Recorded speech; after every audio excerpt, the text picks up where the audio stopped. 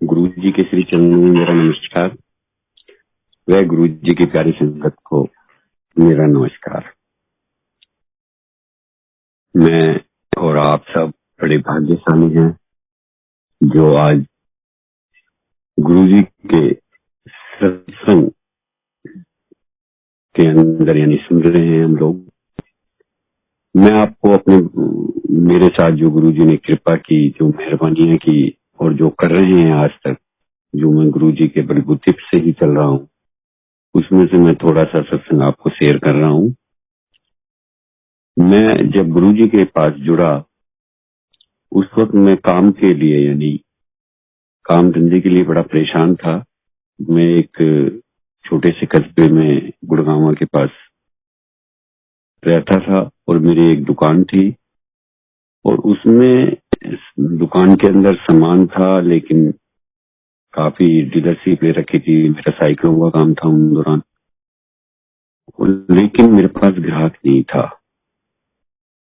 मेरे पास ग्राहक नहीं आता था, उसके बावजूद मैं बड़ा परेशान रहता था। मैं इधर उधर बाबाओं के चक्कर में पड़ा रहता था। कोई मुझसे कहता कि तुम्हारी दुकान किसी ने बांध रखी है, आप ये उपाय करो, आप वो उपाय करो। वो पैसे लेते थे, मेरा उपाय करते थे, लेकिन उन पैसों से मेरा सिर्फ 6 या 7 दिन काम चलता और फिर मैं उसी पे यानी मेरी रूटीन नहीं बन पा रही थी। मैं काम के लिए बड़ा परेशान था उन दौरान। तो एक बार मेरे से मेरी मम्मी जी ने कहा कि तू इतने पैसे खर्च कर चुका है इन बाबाओं के चक्कर में, ऐसा कर अभी अभी मेरा छोटा भाई उस वक्त नोएडा रहता था, वो गुरुजी से उन दौरान जुड़ा था। तो उन्होंने मुझसे कहा कि वो अभी अभी किसी गुरुजी के पास जाने लगा है, तू दीपक से बात कर। और जब से वो वहां जाने लगा है, मतलब उसकी काम भी अच्छे हो रहे हैं, सारे काम अच्छे हो रहे हैं, तो एक बारी दीपक से बात कर। उन दोनों संगत जी मेरे पास मोबाइल भी नहीं था, मेरे पास लैंडलाइन नंबर था। तो मैंने फोन से दीपक से बात की। तो दीपक बोला, हाँ भाई मैं गुरुजी के पास जाता हूँ और आपको भी अगर चलना है तो आप ऐसा करना, शाम को आ जाना। महरौली के पास सुल्तानपुर है, वहां आप आ जाना और मैं आपको वहीं मिल जाऊंगा। मैं इधर से नोएडा से आ जाऊंगा, आप उधर से आ जाना। मैंने कहा ठीक है। संगत जी उस वक्त ना मेरे पास गाड़ी होती थी, ना मेरे पास कुछ होता था। मैं यहाँ से गुड़गांव गया अपने घर से। गुड़गांव से मैंने महरौली वाली बस पकड़ी और मैं सुल्तानपुर बस स्टॉपेज पर उतर गया। शाम का वक्त था, कोई 5 साढ़े 5 बज रहे थे। उधर से दीपक आ गया और दीपक मुझे मिला। दीपक ने मुझसे कहा कि चलो गुरुजी के पास चलते। मैं बोला, यार दीपक किस साइड है? बोला, आप मैं एक बात बता देता हूँ, एक तो आपको वहाँ कुछ कहना नहीं है, जैसे ही सारी संगत कर रही हो वैसे ही करना है, बिल्कुल चुप रहना है और कुछ नहीं कहना। और ये भी मत सोचना कि आप मेरे पास बैठे, यानी आप मेरे साथ चल जरूर रहे हैं, लेकिन जहां आपका नंबर आए आप वहीं बैठना। और जहां ऐसा नहीं कि मैं कहीं बैठ गया तो आप सोचो कि मैं तुम्हारे साथ ही बैठूं और आप चलो। ऐसे वो बात करते करते मुझे सारी बातें बताता जा रहा था। जैसे ही वो एम्पायर स्टेट के गेट में घुसे तो मैं बोला, यार तू जा कहाँ रहा है? क्योंकि मैंने जब वहां का ओरा देखा कि यार यहाँ तो सारी बड़ी बड़ी गाड़ियां खड़ी हैं और अच्छी कोठियां बनी हुई है, और मेरे दिमाग में तो अलग ही बाबा जी थे। तो वो बोला कि नहीं, यहीं रहते हैं हमारे गुरुजी, आप चलो। तो मैं बोला, यार कहीं महंगे तो नहीं है और काफी पैसे लग रहे हैं कि जिस तरीके से आप जा रहे हो कोठियों में अपनी। बोला, नहीं नहीं, वहां पैसे की कोई लोड नहीं है, कुछ नहीं है, बस आप चलो। मैं जैसे जैसे वो मुझे बताते जा रहा था कि पहले चाय प्रसाद आएगा, उसको पूरा पीना है, कुछ नहीं छोड़ना है। उसके बाद लंगर प्रसाद आएगा, वो भी खाना है, ये मत देखना। मतलब उसने मुझे बताया कि कीप साइलेंट रहना है और बिल्कुल। मैं उसकी बातें सुनते गया। इतने में गेट आ गया एम्पायर स्टेट का, जहाँ गुरुजी बैठते थे जिस कोठी में। सब जूते उतार रहे थे, तो उसने भी जूते उतारे, मैंने भी जूते बाहर उतारे और हमने हाथ धोकर जैसे ही मैं अंदर गया तो मैंने देखा कि संगत अंदर बैठी हुई थी और जैसे वो बैठे थे उन्होंने मत्था टेका खालिश नजन पे। फिलहाल गुरुजी नहीं थे उस वक्त, और मैं भी जाके बैठ गया। 5 या 10 मिनट हुए थे कि एकदम से पीछे से गेट खुला कमरे में से, और गुरुजी अपने निकल के आए उसमें से। तो सारी संगत खड़ी हो गई, तो हम भी खड़े हो गए। जैसे जैसे दीपक ने बोला था कि आप, लेकिन जैसे ही मैंने गुरुजी की तरफ देखा, मैं संगत जी आपको बता नहीं सकता, मैं देखता ही रह गया। क्या चोला, क्या चाल से वो आए, और सबको उनका प्यार करने का तरीका, उनका देखने का तरीका, वो सबको नमस्कार करते हुए, हाथ जोड़ते हुए हम सब खड़े थे और आके उस सिंहासन पर बैठ गए। वो जैसे ही बैठे उन्होंने हमें भी इशारा किया, हम सब बैठ गए। उसके बाद जब भी सेकंडों में इशारा हुआ, चाय प्रसाद लेके एक अंकल आए, उन्होंने चाय प्रसाद देनी चालू की। गुरुजी का प्यार और गुरुजी की वो देखो कि पहले वो संगत को पिलाते हैं, यानी सबसे पहले उन्होंने चाय प्रसाद, हम सब जो भी संगत बैठी थी वहां हमें चाय प्रसाद दी। हमने चाय प्रसाद, सब ले रहे थे, हमने भी लिया, और मैं चाय प्रसाद लेता रहा और मैं गुरुजी की तरफ देखता रहा। वहां शबद वाणी चल रही थी। मुझे इतनी पंजाबी पहले आती नहीं थी, तो मैं थोड़ी समझ में आ रही थी, थोड़ी ना भी समझ में नहीं भी आ रही थी, लेकिन मुझे बहुत अच्छा लग रहा था। करते करते टाइम बीता। मैंने काफी लोगों को, वहां वीआईपी लोगों को देखा जो मैं सोच भी नहीं सकता था। ऐसे ऐसे सज्जन मैंने वहां देखे, और मुझे बड़ा अचंभा हुआ कि यहाँ ये सब आते हैं।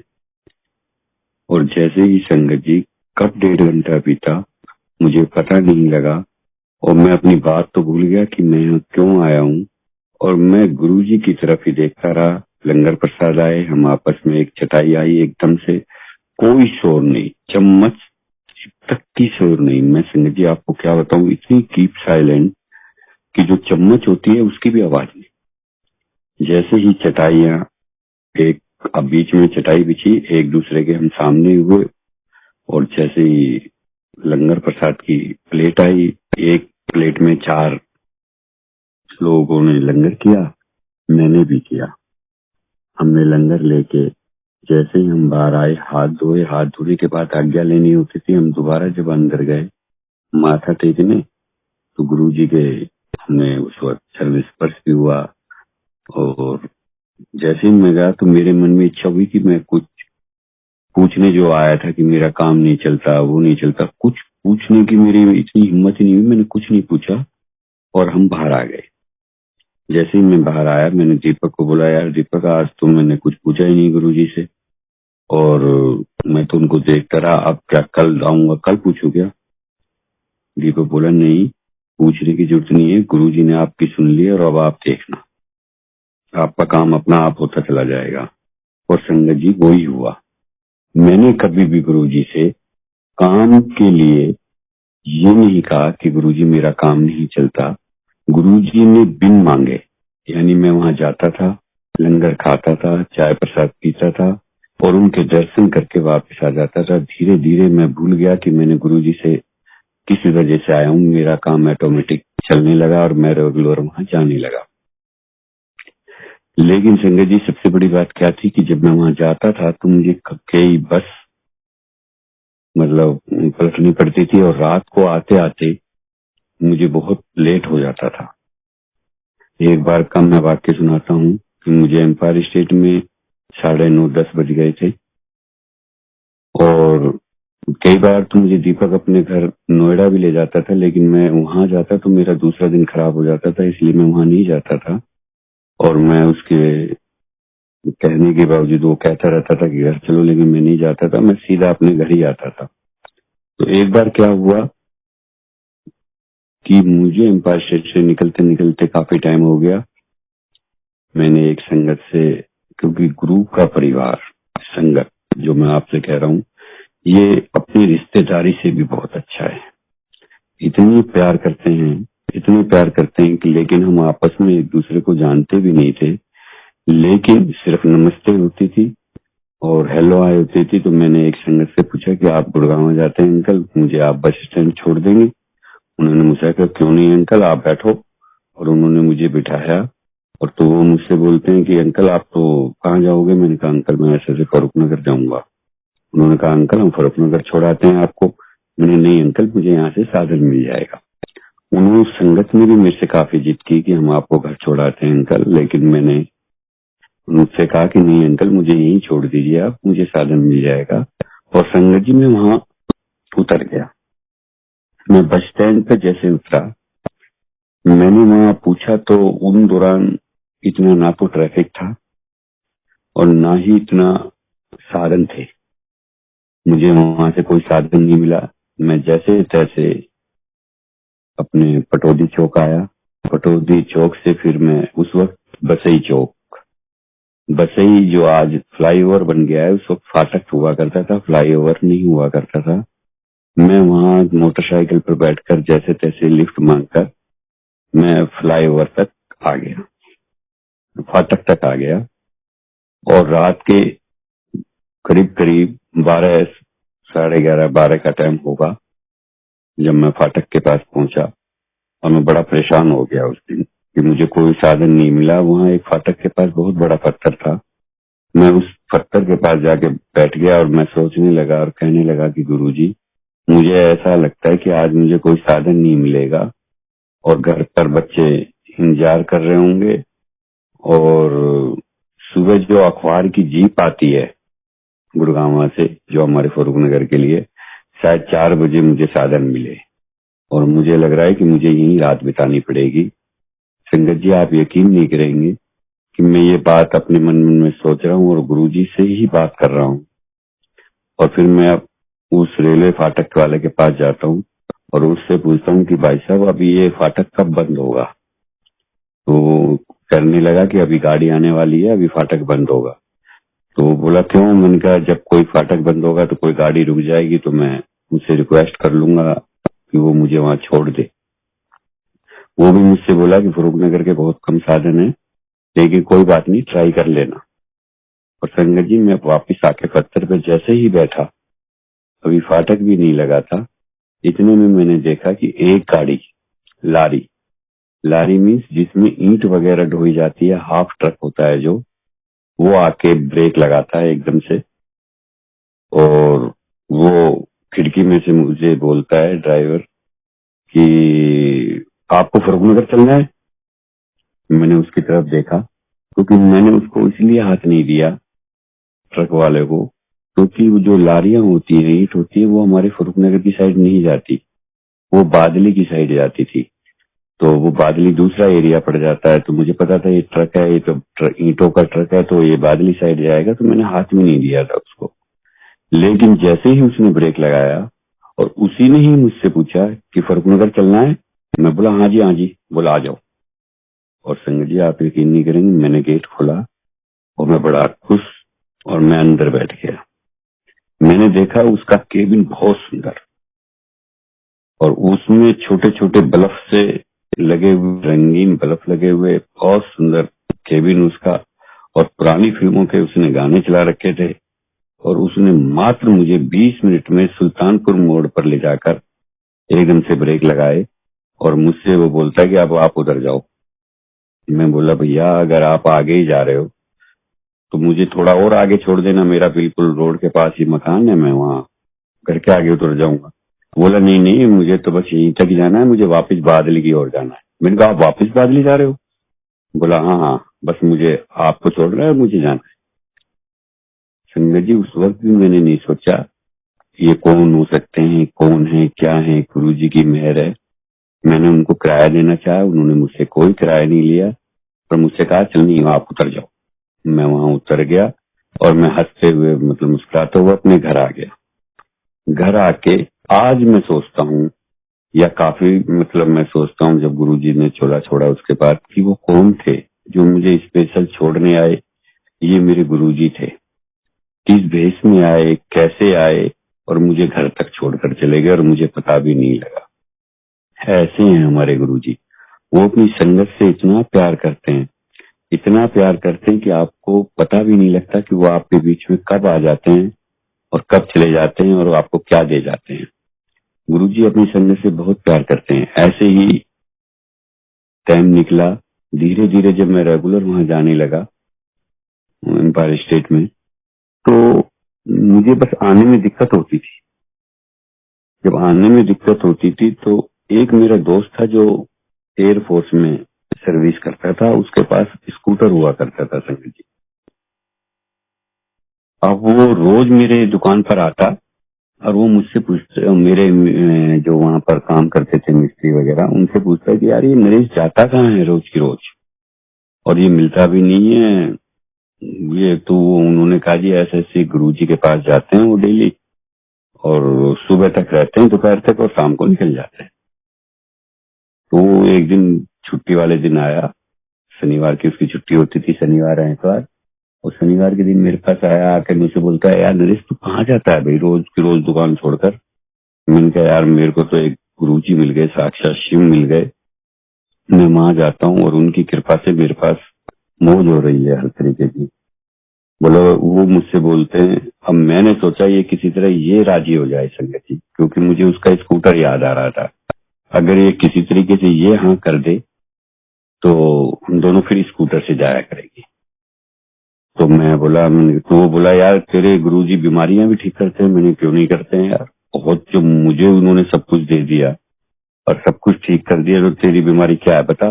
बोला यार मेरी टांगों में बड़ा दर्द रहता है, देख मेरे से चला नहीं जाता, क्या मैं तेरे गुरुजी के यहाँ जाऊंगा तो मेरी टांगों का दर्द ठीक हो जाएगा। मैंने कहा इतनी सी बात, तू चल के देखे एक बार। मैंने कहा ना ठीक हो तो फिर कहना। तो संगत जी वो राजी हो गया। उसने मुझसे कहा तो ऐसा करेंगे, अब मैं ड्यूटी से आया करूंगा, अपन दोनों स्कूटर से चला करेंगे। मैं बड़ा खुश हुआ, मैंने गुरुजी को थैंक यू बोला। मैंने गुरुजी आपने मुझे साधन दे दिया, अब किसी तरीके से हो हम दोनों जाया करेंगे स्कूटर से। और संगत जी ऐसे करते हुए हम दोनों ही, गुरुजी की ऐसी मेहर, ऐसी कृपा हुई कि हमारे पास स्कूटर आया और हम दोनों स्कूटर से जाने लगे।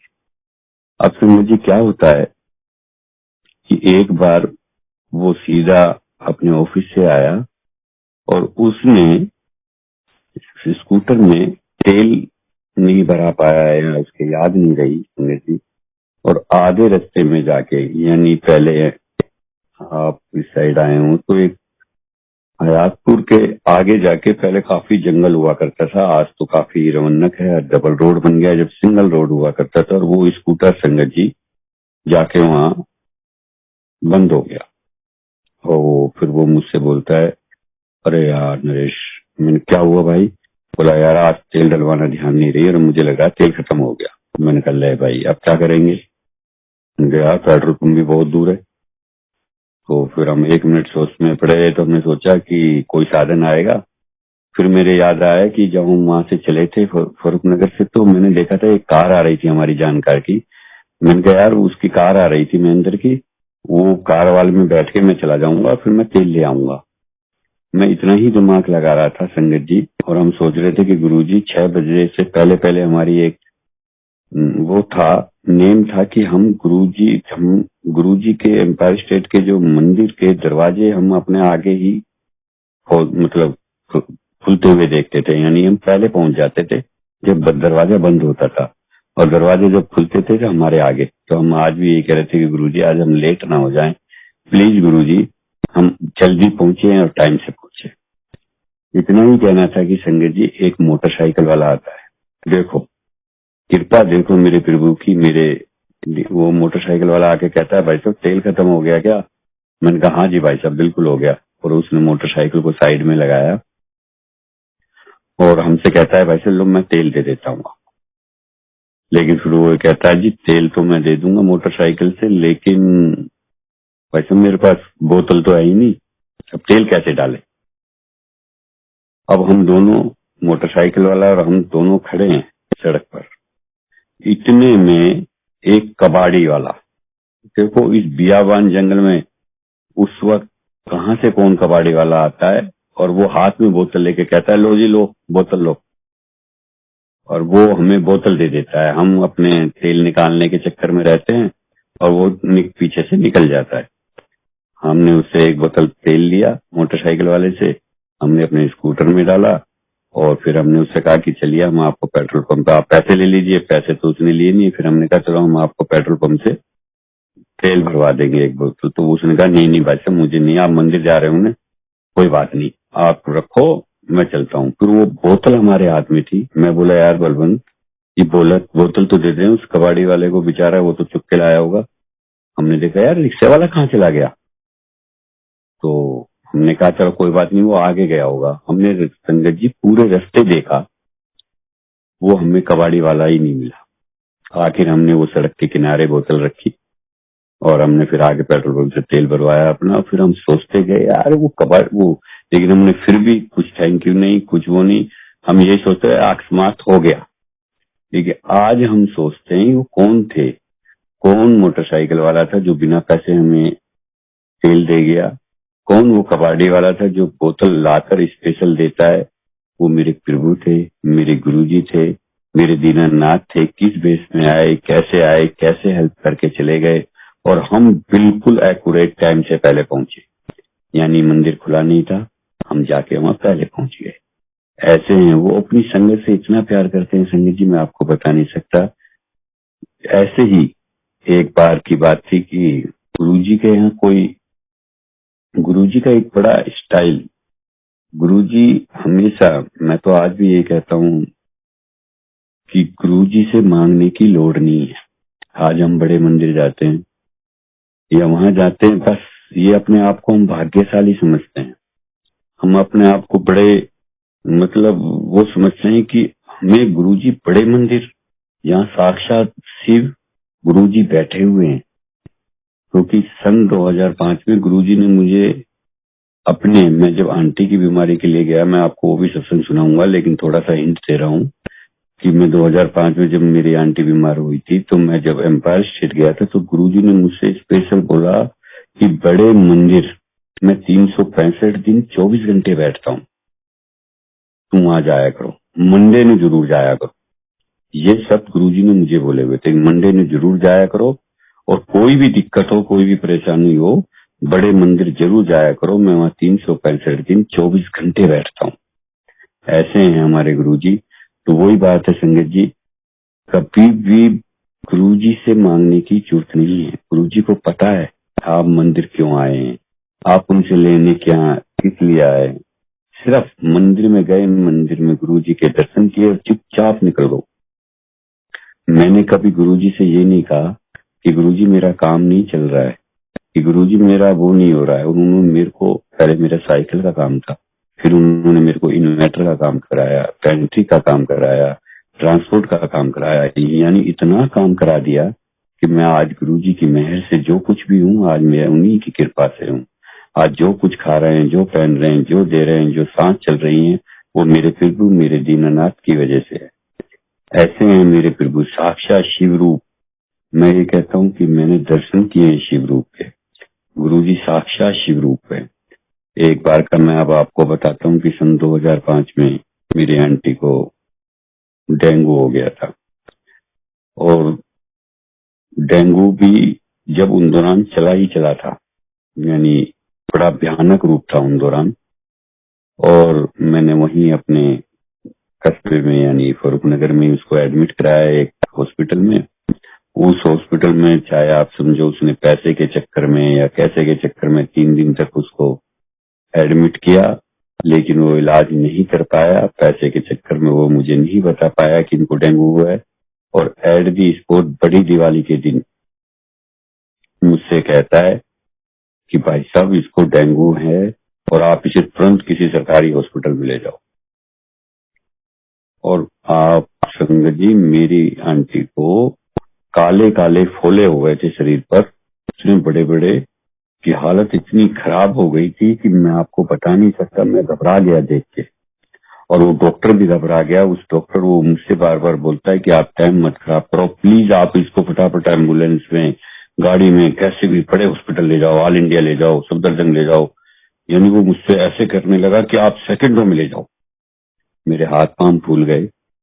मैं बड़ी दिवाली का दिन, छोटा सा कस्बा, ना मुझे टैक्सी मिले ना मुझे एम्बुलेंस मिले, मैं बड़ा परेशान।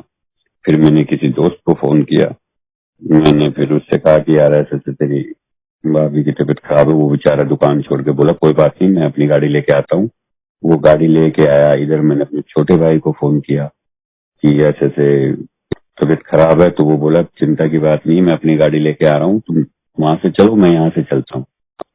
यानी मैं फुरुखनगर से अपने दोस्त की गाड़ी से निकला और वो दीपक अपनी गाड़ी को लेके आया। हम गुड़गांव आपस में मिले। मैं अपने दोस्त की गाड़ी और दोस्त को भेज दिया गुड़गांव से, और मैं दीपक की गाड़ी से सीधा इसको मैक्स हॉस्पिटल नोएडा लेके गया। मैं नोएडा के अंदर जब हमने उसको एडमिट कराया तो डॉक्टर ने उसको देखा, इमरजेंसी में लेके गए। देखते ही वो बोलते कि भाई साहब आप बहुत लेट हो चुके हो, और ये ज्यादा से ज्यादा 15-20 मिनट, 10-15 मिनट कितना भी ले ले, इतने की मेहमान है, इसको मरना है। और इसकी हालत ये है कि अभी इसकी आंखों में से खून आना बाकी है, कब ब्लीडिंग चालू हो जाए हम बता नहीं सकते, और जब ब्लीडिंग चालू हो गई तो हम रोक नहीं पाएंगे और इसकी डेथ है। आप यकीन नहीं करेंगे संगत जी, डॉक्टर बात कर रही थी इमरजेंसी में, मैं उसी वक्त धरती में बैठ गया और मेरे आंखों में पानी, मैं रोने लगा। और रोते रोते मेरी हालत इतनी खराब हो गई। मेरे साथ मेरा भाई खड़ा था, उसने मुझसे कंधे पे हाथ रख के बोला, भाई अभी से घबरा गया? मैंने कहा यार घबरा गया नहीं, तुझे पता है हम कहाँ जाते हैं? हम ऐसे गुरु के पास जाते हैं वहां ऐसी घटना नहीं घटती। मैं बोला इसमें गुरु जी क्या करेंगे? जब डॉक्टर ये कह रहा है कि इसमें कुछ नहीं है, और डॉक्टर कह रहा है अभी ब्लीडिंग चालू हो जाएगी, इसमें फोले हो चुके हैं, इसके फफोले हो चुके हैं, आंखों में से नाक में से खून आना बाकी है, कभी भी चालू हो सकती है, और मैं इसे एडमिट नहीं करूंगी, आप इसे ऑल इंडिया ले जाओ क्योंकि इसको मरना है, आपकी तो दिवाली खराब होगी। अगर अगर ये मेरे हाथ में आ जाता है केस, तुम यहाँ मर गए तो मेरे को भी रुकना पड़ेगा, मेरी भी दिवाली खराब हो जाएगी, प्लीज आप इसको ऑल इंडिया ले जाओ, मेडिकल ले जाओ। हमारे छोटे भाई ने कहा कि डॉक्टर साहब हम यहाँ से डेथ बॉडी ही लेके जाएंगे, पहली बात तो ऐसा होगा नहीं, अगर होगा तो हम डेथ बॉडी ले जाएंगे, इलाज भी यही कराएंगे और आपसे कराएंगे, और आपने करना है इसको एडमिट करो। उसने इस तरीके से उसके ऊपर दबाव डाला कि उसकी मजबूरी हो गई कि उसने उसको एडमिट किया। एडमिट करने के बाद देखो गुरुजी की कृपा, मैं बोला दीपक ने मुझसे कहा कि भाई ऐसा कुछ नहीं होगा, तुम तो यार रोज गुरुजी के पास जाते हो और हम सब जाते हैं, हमारा सारा परिवार जाता है, वहां ऐसी घटना नहीं घटती। तुझे पता है गुरुजी के पास अगर परिवार का एक सदस्य भी जाता है तो उसकी 7 पीढ़ियां तर जाती है, यहाँ तो हम शायद परिवार जाते हैं, हमारे साथ ऐसी घटना नहीं घटेगी। मैं 100% कह रहा हूँ, भाभी को कुछ नहीं होगा, गुरुजी हमारे साथ हैं। वो मुझे हिम्मत बंधा रहा था। मैं उससे कह रहा था भाई डॉक्टर एक से रिपोर्ट आई, वो कहने लगे किडनी जा चुकी है, लीवर जा चुका है, आप खून का पानी हो रहा है, जल्दी से जल्दी जितनी जल्दी हो आप इनको प्लेलेट्स दो। अब वो प्लेलेट्स हमने अपना गुरु जी की महर यहीं से चालू हो गई कि हम तीनों भाइयों ने अपना प्लेलेट्स दी, उनको चढ़ाई गई। सारी रात फिर हम बैठे रहे, सारी रात उसकी कंडीशन इतनी खराब, लोग दिवाली मना रहे थे और हम सब परिवार आईसीयू के आगे बैठा हुआ था और हालत खराब, ब्लड चढ़ रहा था, प्लाज्मा, मतलब आपको मतलब जो कुछ हो रहा था उस वक्त इतनी हालत खराब थी कि कुछ नहीं कह सकते। दूसरे दिन सुबह हुआ, मैंने अपने छोटे भाई से कहा कि चल तू एक काम कर, मुझे गुरुजी के पास लेकर चल। उसने मुझसे मना किया कि देख आज गुरुजी नहीं बैठे हैं, गुरुजी कल बैठेंगे, शाम को बैठेंगे, अपन शाम को चलेंगे। लेकिन मैं उससे जिद करने लगा, नहीं मैं गुरुजी से अभी मिल के आऊंगा क्योंकि गुरुजी एम्पायर स्टेट में रहते हैं, वो मुझसे मिलेंगे और मैं उनसे मिल के आऊंगा, प्लीज एक बार तुम मुझे ले चलो। फिर उसने मेरे से कहा कि ले तो चलूंगा पर शर्त ये होगी कि मैं अंदर नहीं जाऊंगा, मैं बाहर गाड़ी में बैठूंगा, आप अकेले अंदर जाओ। मैंने कहा ठीक है तू मत जाना, मैं जाऊंगा। और संगत जी मैं उससे जिद करके उसको लेके आया एम्पायर स्टेट में। एम्पायर स्टेट में जैसे ही मैं गया तो वो गेट पे उसने मुझे छोड़ दिया, मैं अंदर गया। तो जैसे ही मैंने कोठी का, जहाँ गुरु जी बैठते थे, दरवाजा, लोहे वाला दरवाजा तो मैंने खोला तो अंदर से एक सेवादार आया। उसने पूछा कि हाँ अंकल बोलो क्या काम है। मैंने कहा मुझे गुरुजी से मिलना है। वो बोले कि गुरुजी तो आज नहीं बैठेंगे, शाम को बैठेंगे। मैंने कहा मुझे पता है, मैं रोज आता हूँ, कि अभी आज नहीं बैठते गुरुजी, लेकिन मुझे तो अभी मिलना है क्योंकि गुरुजी तो यहीं रहते हैं। मेरे को वो बोले ऐसे नहीं मिलते गुरुजी, कल आना 6 बजे। मैंने कहा अंकल मैं आता हूँ 6 बजे, लेकिन मुझे अभी मिलना है। तो वो बोले नहीं अभी नहीं मिलेंगे। मैं वहीं गेट के ऊपर बैठ गया और मेरे आंखों में पानी था, रो रहा था। इतने में वो अंदर गया, तो वो वापिस आया, बोला क्या काम है आपको गुरुजी से। मैंने कहा मुझे गुरुजी से मिलना है, मेरी वाइफ को डेंगू हो गया है और मुझे उस सिलसिले में बात करनी है गुरुजी से।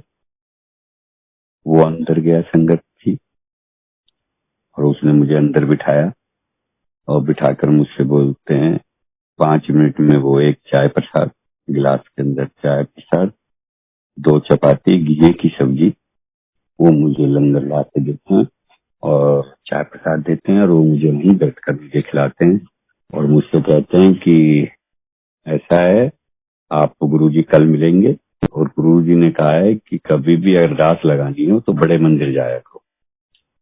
और वहां मैं, ये सन 2005 की बात है, गुरुजी ने जब मुझसे कहा कि वहां मैं तो 365 दिन 24 घंटे बैठता हूँ और कल आना, कल मिलते हैं।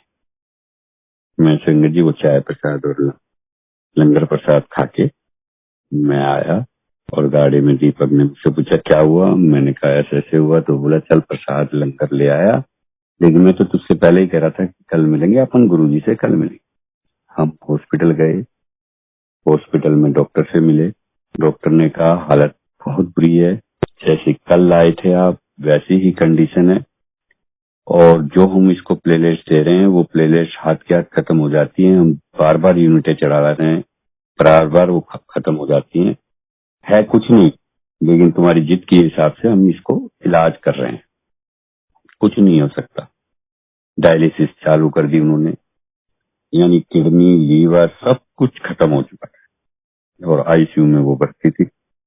दूसरे दिन लेकिन दीपक को और मुझे बस यही विश्वास कि नहीं गुरुजी बैठे हैं, गुरुजी ने करना है जो कुछ करना है, और वो ही हुआ।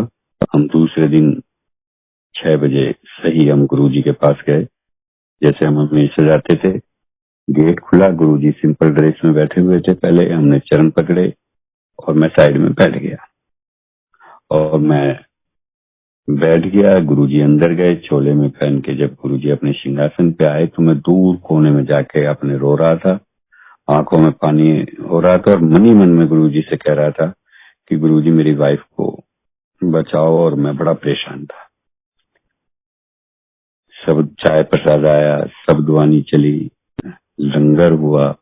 लंगर के बाद जब संगत जी मत्था टेकने की आज्ञा लेने का टाइम आया, जब मैं आज्ञा लेने गया तो मैंने गुरुजी के चरण पकड़ लिए।